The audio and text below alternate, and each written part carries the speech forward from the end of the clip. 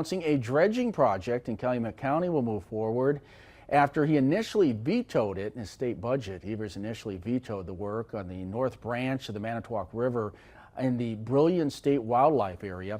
But on Wednesday, the governor's office announced the Department of Natural Resources and Ducks Unlimited are working together to get it done.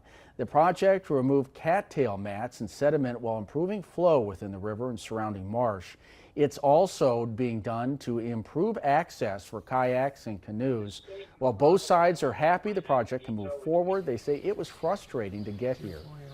When we veto some things, especially partially veto, it's not, it's easier to talk about it in terms with you and I talking about it than writing that out in the budget itself. I appreciate that they eventually changed their mind, but they shouldn't have vetoed it in the first place when they told us that they wanted to do it. They just didn't have the money.